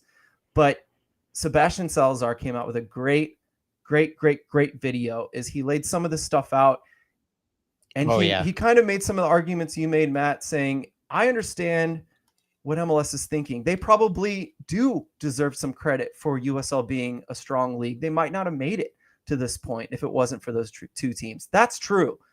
They're putting a lot of money, and they're a very efficient corporation, organization, whatever. They're so efficient. They've done amazing things in a short amount of time with a whole lot of money and investors willing to take a massive risk, and they deserve credit for that.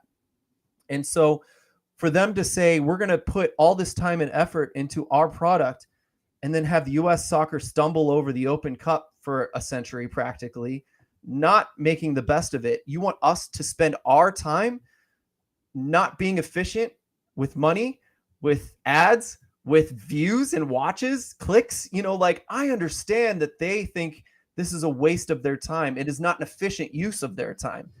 Sebastian Salazar read that out perfectly, and it does make you angry. I just laid out why I'm so angry, and I'm almost done. I'm sorry, but like he said, we can't just blow this thing up yet because it's not official. Nothing's come out saying this has happened, and so U.S. Soccer, like, they've been measured. They haven't come out and said you're losing your sanctioning.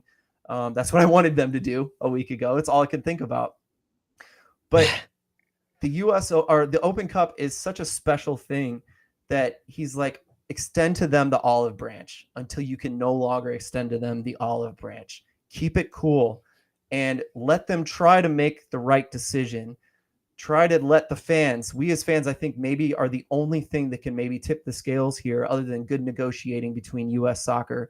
So he said that, extend the olive branch. But at the same time, I loved what he said about having a magnifying glass looking at the people in charge. And I'm forgetting their names. It's probably in this article here, but it's the CEO and I forgot his name.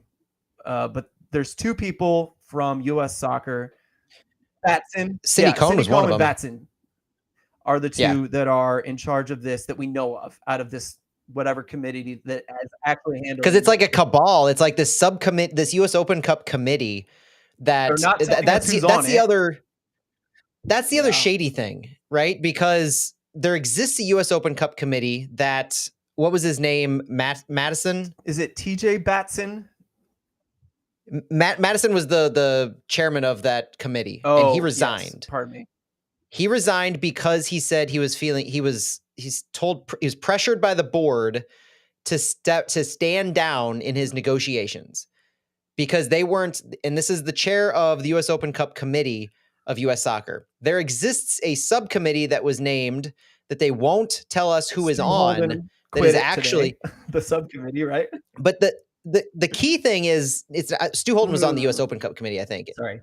But the key thing with this subcommittee that's actually making the decision is that they have carte blanche to actually negotiate, not just negotiate and then go back as if like they're beholden to the U.S. Open Cup committee. No, this subcommittee is making the decision on their own with MLS as far as what to proceed with. And that's why Madison he stepped down, because he was pressured to step down because he was involving himself. So the whole thing is shady. It's very cabal-like. And it's very mysterious. And that doesn't help with any of the narrative that you're describing. Because even as a guy who I want to see the good in people and in organizations, if you have this level of secrecy, you're inviting criticism. I agree. There's no way that you can look like you're negotiating in good faith. There's no way you can look like you have the best interests of the sport at heart when you're so secretive. You're not even allowing people to know who is making these decisions that we're criticizing. Transparency should be one of the top goals of those committees. And that's why the committees are there, so that the backroom stuff doesn't happen. There's a committee outside of the back room trying to deal with this stuff, and they've created a subcommittee to just let the BS like exist, right? It's totally untrustworthy. But just to finish what Sebastian Salazar is saying is that magnifying glass needs to look at Batson and is it Cindy Combe? Like, we have two names, and we need more. We need more transparency, but right now we have two names, and those two are who we need to focus on. We know Don Garber, obviously, right? We know that Don Garber is also the talking piece of all the MLS owners who are the ones getting the real vote here, right? And we don't know who's voting which way. And so they've all somehow, there's some majority of MLS owners telling Don Garber to go for it, and he's the one kind of trying to figure this out.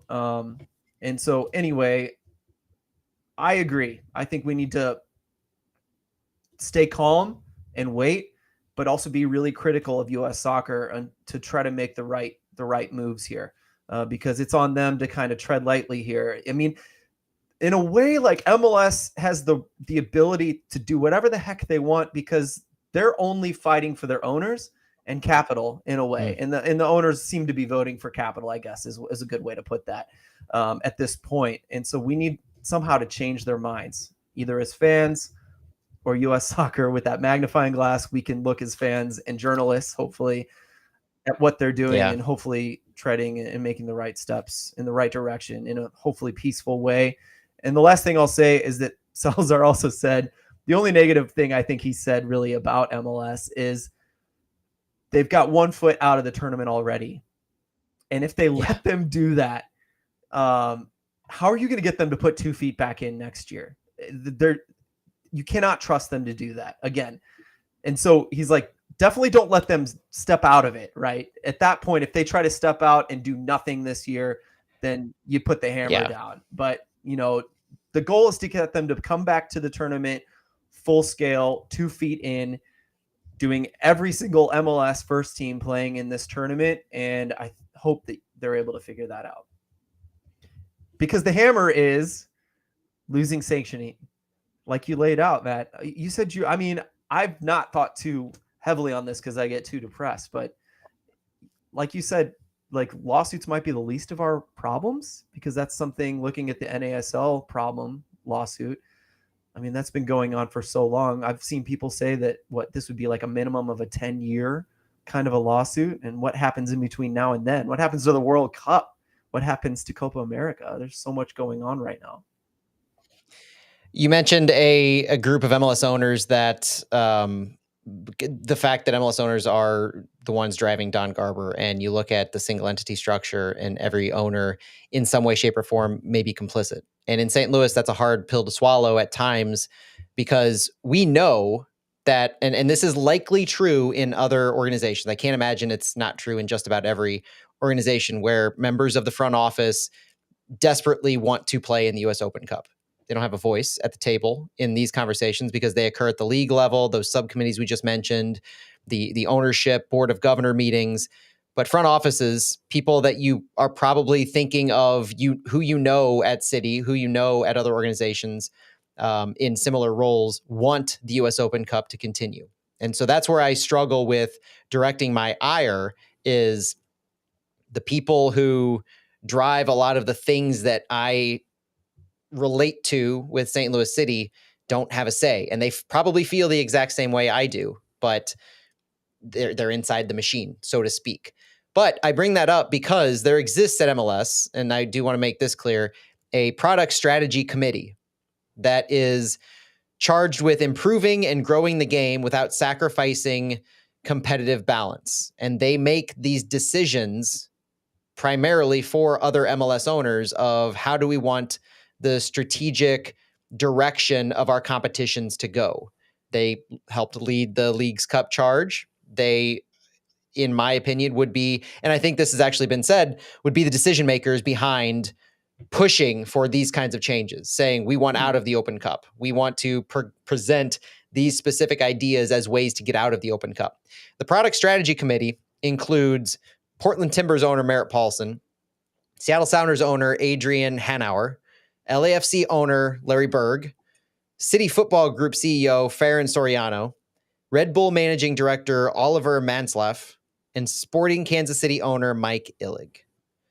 That was last reported with those members in December of this past year, which coincides with the first time we heard about this US Open Cup debacle. And this is the group that is largely believed would be behind MLS decisions in regards to the strategy and how their product takes the field and what competitions and how that serves MLS the best. So when it comes to directing your ire, I direct my ire towards those owners. Yeah, and I guess all I can think of is I'd like to assume that Carolyn Kindle is voting in the best interests of St. Louis. And I think I just wish I could have a coffee with her and say things like, I know you have a vote, but your vote can't be the end of the story. I know you believe in the history and the blood of St. Louis, and most of that, a majority of that comes from the Open Cup.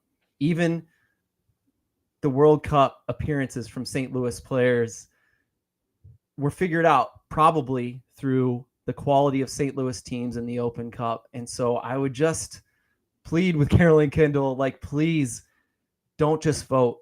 We need you to be our advocate for the Open Cup because it means so much, not just to St. Louis, but to United States soccer. I mean, we're talking about the United States national team. Again, MLS can't be the only thing progressing the game in this country. We're way too big. We're way too big. Yeah. I mean, even England can't do it, and they're tiny. Look at our country. It is expansive. It's giant. We need all levels to be included. And yes, that's going to dig into MLS's pocketbook. Yes, it's going to dig into their numbers. Yes, it's going to cost corporate owners more in the long run. But yeah, you can't exist in this pyramid. You can't collect money from these fans without being a part of it and contributing to it.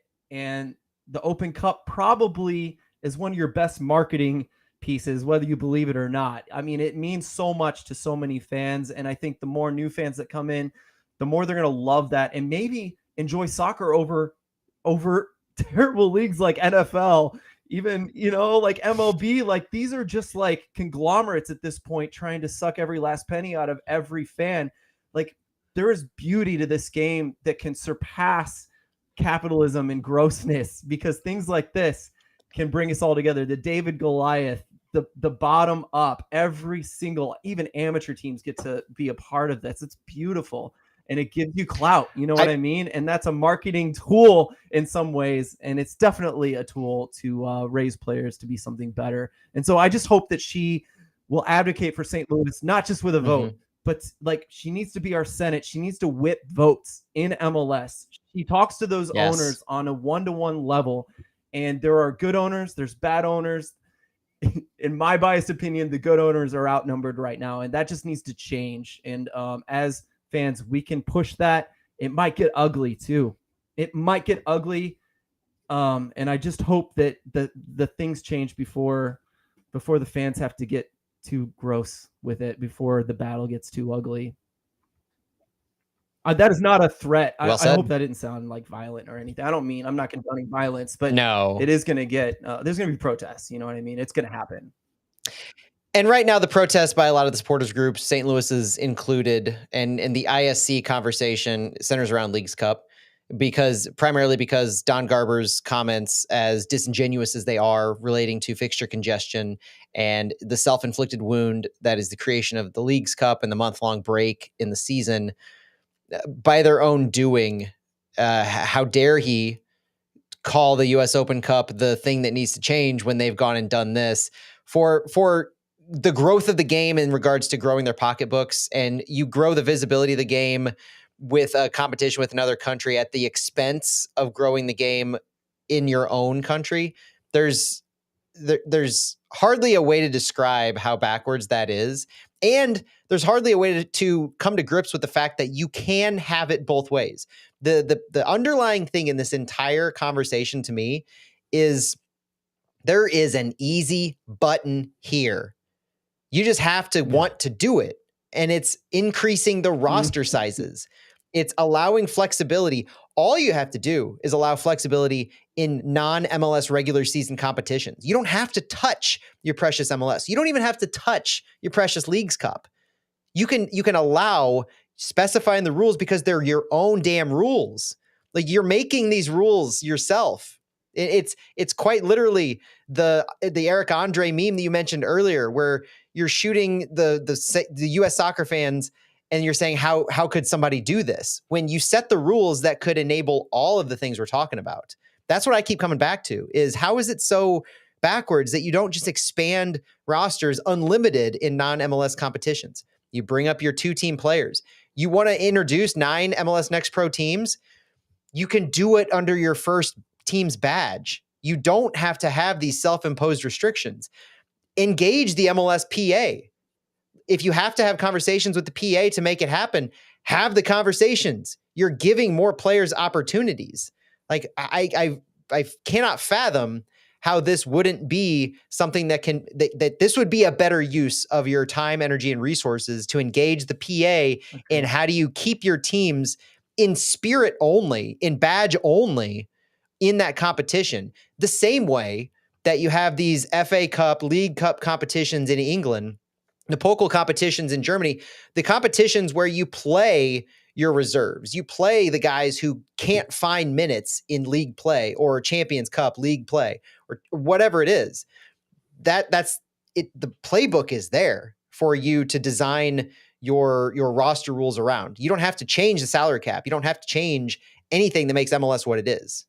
And that's the thing that bothers me the most, is they spend all this time and are just taking so many L's doing this when there is a fan-friendly, amenable option just sitting out there that lets you have it all. Just take it. It's so simple and it's so easy that clearly they've thought of it and chosen not to allow that to be part of the conversation. And I think that's one of the things that makes me the most angry about it. But I am still, that Sebastian Salazar video really was perfect. Like, we can wait and have patience and hope that it goes the right way before we put the hammer down. And, but prepare, right? Luligans are preparing. They've said there will be plans. Yeah. There's plans in place. And they were really smart to not do anything, even though people were urging them to not to do anything until the time has come. And that's the thing, is you can't just we talked about some of the protests that happened in Germany because of the corporate issues going on over there, trying to either overturn 50+1 or introduce more corporate sponsorships and corporate ownerships. We talked about, we saw earlier today some protests in Italy, I think it was, supporters. I mean, there's different protests that occur all over the place, but America is different. I mean, you can't set fire to stadiums. You can't have giant banners that say "Mother Effer" on them. I mean, there are appropriate and useful, and by useful I mean productive ways that you can stage protests that have already made meaningful changes in the past. I think of the Iron Front logo of a few years ago in MLS. Seattle and Portland had to deal with that, banning signs throughout stadiums. Protests were staged, policies were reversed. Meaningful change can happen based on fan protests, and it's directing your frustrations in the right way. And if you protest MLS regular seasons, might not Colorado last year because of all their issues that they had in their stadium and all the things that were being done to their team. And I think of targeting Leagues Cup as a very natural, very responsible way to do that, because that is the root cause of this, as much as Don Garber doesn't want to mention it. It's the elephant in the room. Everybody knows he won't ever say it because it's his golden goose. But I think it's the best avenue for this type of protest. And it's not like the protest that we mentioned in DC, for DC United, protesting the first 4 games because their team trained in Saudi Arabia. Blood money was given.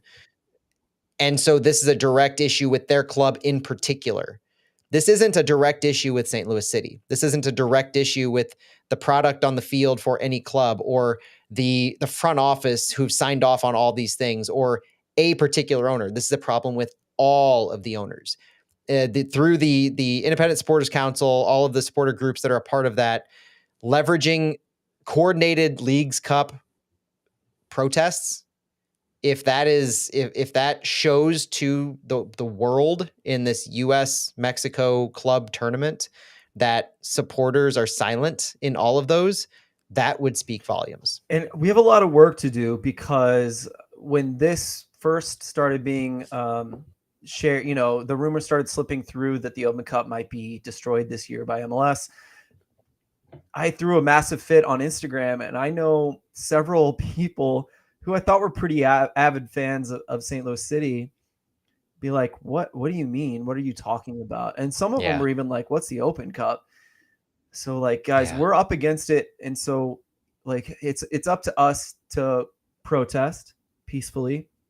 It's up to us to share with our friends and educate them, because no one's going to. I mean, I think it's very clear that Don Garber is counting on the average American sports fan who makes up a majority of soccer, MLS fandom, just assuming that we're the next MLB and NFL to come along.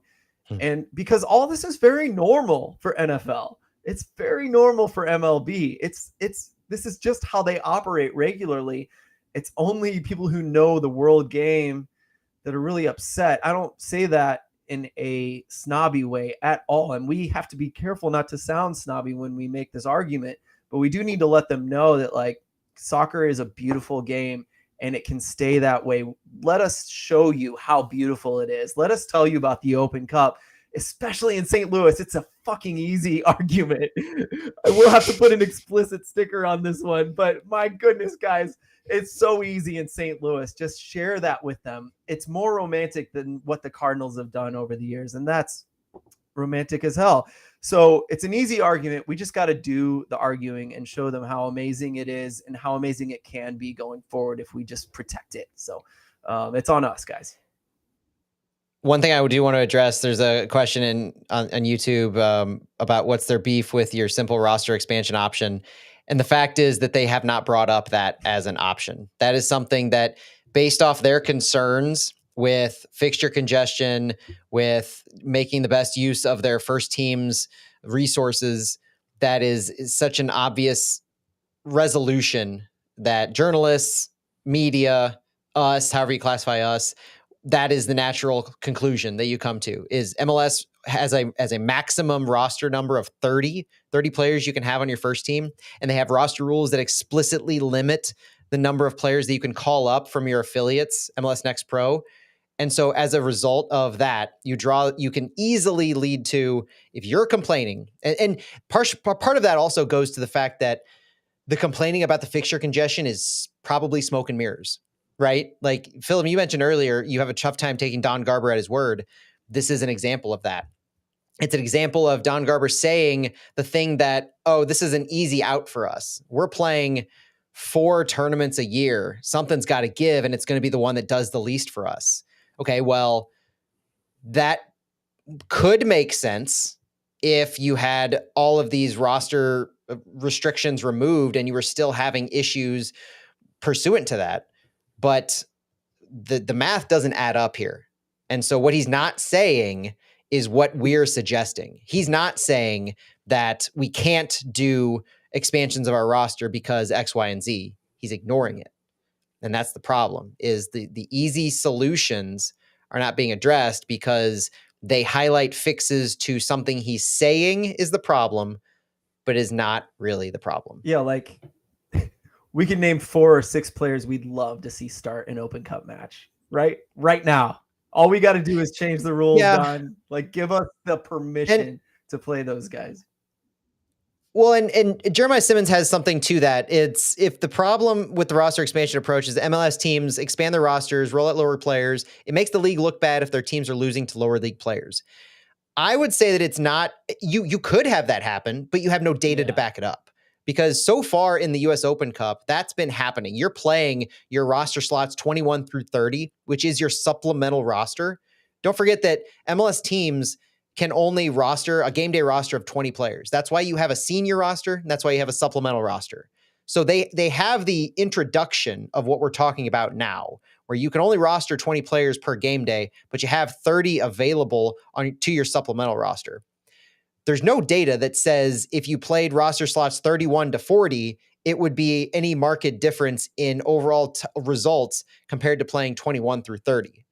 The drop off cannot be that severe, but we don't know that. It's a leap of faith to say that MLS teams would inherently look bad if you play the next 10 players that exist on your next pro teams. Jeremiah, that's a great argument. It is. And MLS is saying that they want to have the best product at all times, and losing to a USL team is embarrassing and it looks bad. USL League One, especially NISA, anything like that. Absolutely. But it is, if you watch the game and you just know who's starting, like,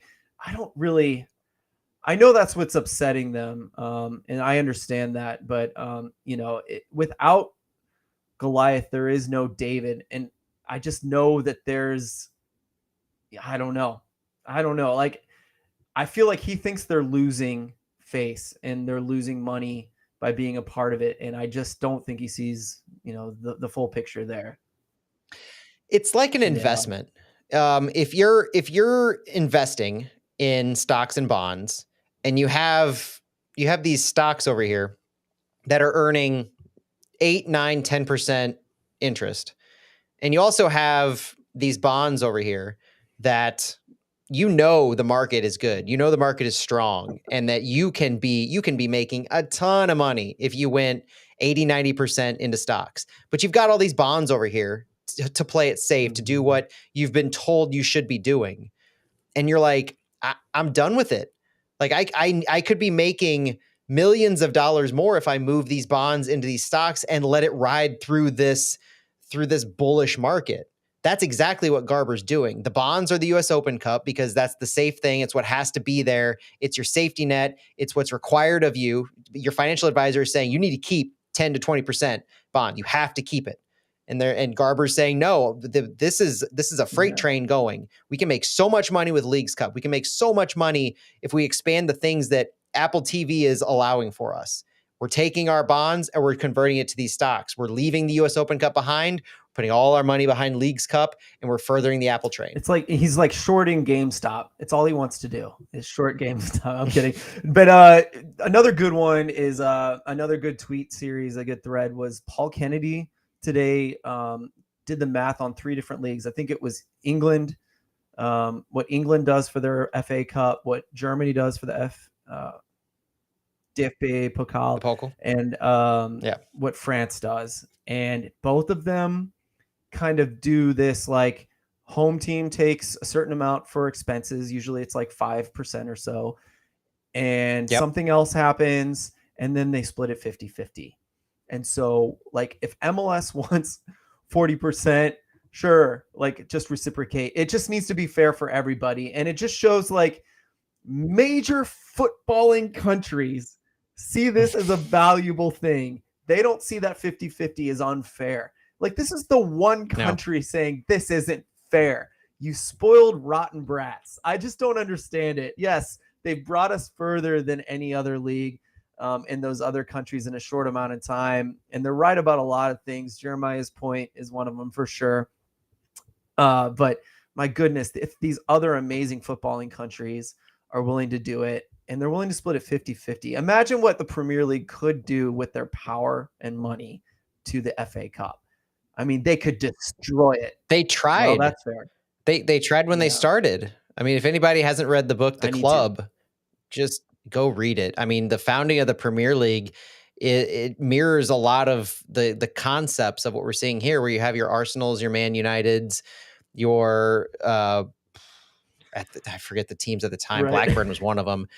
But I mean, Liverpool, your big teams at the time that wanted more. Like they were not getting enough from the FA's first league, the top league at the time. And so they created the Premier League and they forced the FA's hand. I mean, big clubs getting to do what they want. In this case, it's not big clubs, it's MLS getting to do what they want. So I draw parallels between MLS and the biggest clubs in Europe in what their mindsets and their ideologies are. And I don't draw parallels from MLS to the Premier League. I draw parallels from MLS to those big clubs. Absolutely. Matt, I'm going to give you the last word, but I'll just reiterate one more time. We hold, right, olive branch, but we are very critical of what U.S. soccer does in the near future. We support the Luligans and ISC, Independent Supporters Council, and we educate our friends, right? I think these are the things we can hold on to and push for in the meantime until something big comes up. But Matt, I don't know if you have final thoughts here.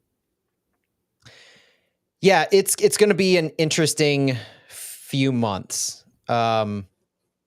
It really seems like it's going down the path of MLS getting what they want as a stopgap for this year, and then next year will be a whole different story. But there are appropriate, I would say, protests in the works if that does happen. Conversations are being had. It is designed to both not punish players of any kind, because I think players, they can't say it, but they're supportive of a lot of these endeavors to remain in the U.S. Open Cup, support the U.S. Open Cup, support the U.S. soccer structure that exists. And so whatever ends up happening because we are in that MLS ecosystem here in St. Louis now, we're not the little guy now, we're one of the big guys, and we have to keep our big guys honest. And that's the power of supporters. It's the Luligans, it's Fleur de Noise, it's Santos, it's the Punks, it's all of these groups that have stood with ISC saying save the cup, because the cup has to be saved in the US in order to provide the growth that these lower level teams need, the financial windfalls that they get from this competition that can sustain them year over year. It needs to remain. And so that's what we're going to see in St. Louis. It's you'll see the hashtag save the cup, hashtag save USOC. Those things will happen. You've seen the banners from the Luligans, the Punks, the Fleur de Noise, Santos. That's coordinated and it's intentional, because a combined group that has the reach of these groups, these people, can make a difference. In each market, there are groups like this, and we'll continue to do what we can. In this podcast in particular, I'll close with this.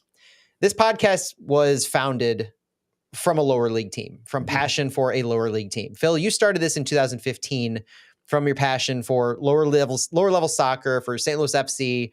I joined you in 2019, not because I was excited for St. Louis City, but because I was excited for St. Louis soccer. St. Louis FC was the soccer at the time. St. Louis City, MLS for the Lou, came. And it's been a fantastic run, but our hearts are with soccer in America, soccer in St. Louis, and all the history that comes before that. And so this podcast in particular will continue to champion those values, will continue to hold as accountable as we can just by talking about it, because we can't legitimately hold people to task. We can continue to raise awareness, visibility, and that's what we're going to do. And we might have podcasts that go 45 minutes that talk about St. Louis City's on-field action, and we might analyze the hell out of it. We might talk about individual moments, goals, how seasons are progressing, and then we might have an hour of a wind down where we talk about the things that are just permeating in our minds the entire week, that we're passionate about, that we just need to get out and need to have said in the world. And that might continue to happen because it needs to. That conversation needs to be had, even if we still need to be talking about and supporting the players on the field, the team that we support and are passionate about. We will have it both ways. We will have that conversation about St. Louis City, and we will have that larger conversation about what needs to happen in U.S. soccer. Absolutely. Well said. Thank you guys for listening this long. Hope you have the same passion that Matt and I have for this team and this game. Let's just do our best to support the right way to do things, whatever that may be. And I hope we've represented lots of sides here tonight. So we're not even telling you what to think in any way. Please join us and contribute to the conversation in the chat on Twitter. We are very open-minded. And so if you have any well thought out thoughts, corrections, whatever, we'd love to hear them. Yeah, and we always promote our podcast itself at the end, saying if you haven't left a 5-star review, please do. A review and a rating, please do. But at the same time, join the conversation on socials in the chat. Like, let us know responses. Hold us to task if you disagree with us, because everybody's not going to feel the same way we are. And honestly, a lot of the best conversations happen when you hold people to task. So whether you agree or disagree, let us know, because that's the conversation that needs to happen. Absolutely. Thanks again, everybody. Talk to you later. Thank you.